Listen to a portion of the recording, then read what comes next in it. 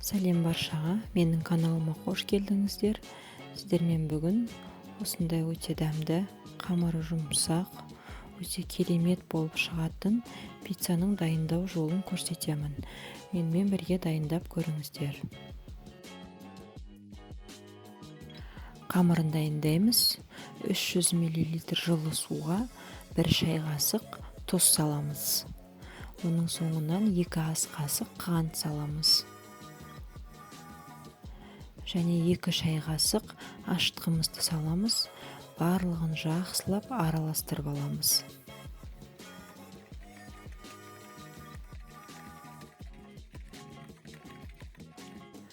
Пищевой пленканың көмегімен осылай жақсылап жауып аламыз да 10-15 минутқа қойып қоямыз. Бізде 15 минут уақыт өтті. Енді пищевой пленкамызды алып, біздің ашытқымыз көтерілген жоғарыға, үстіне жарты стаканда сұйық май құйып, жақсылап араластырып аламыз. Електен өткізілген ұнымызды салып, жақсылап жұмсақ қамыр илейміз. Міне біздің қамырымыз осылай шығады, жұмсақ болады.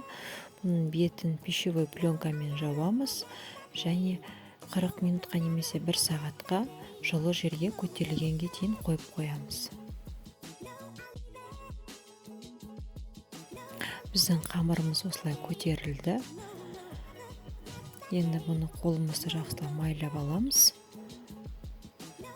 Қамырымызды теңге 2 бөлікке бөліп аламыз.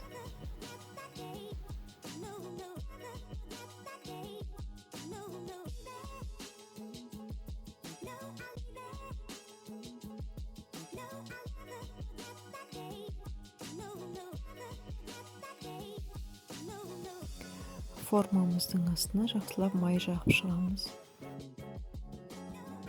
Табамызды осылай жақсылап майлап аламыз. Одан кейін қамырымызды осылай қолымызбен жақсылап жайып шығамыз. Сіздер оқтаумен жайсаңыздар да болады. Одан кейін қамырымызды жайып алдық. Енді вилканың көмегімен осылай тесіп шығамыз. Яғни біздің қамырымыз пеште піскенде қатты ісіп кетпеу үшін. Одан кейін 1 ас қасық майонез және 1 ас қасық кетчупты екеуін араластырып, бір тегіс етіп, қамырымыздың бетіне жағып шығамыз.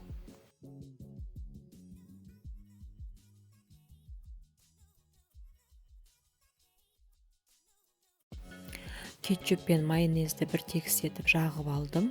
Енді менде мұнда қайнатылған тауық еті және колбаса бар. Екеуін бір тегіс етіп, қамырымыздың, яғни пиццаның бетіне осылай бір тегіс етіп жайып шығамын.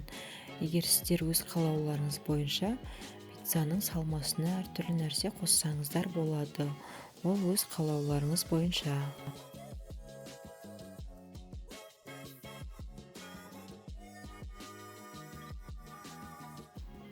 Менде мұнда қызанақ бар, яғни помидор, тәтті болгар бұрышы, қызылынан және жасылынан қосатын боламын.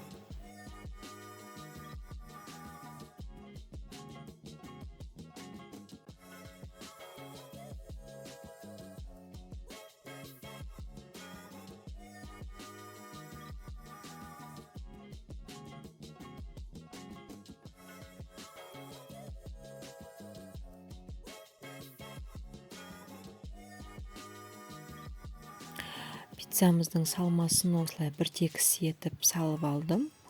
Енді 180 градуста 20-25 минут духовкада пісіретін боламыз.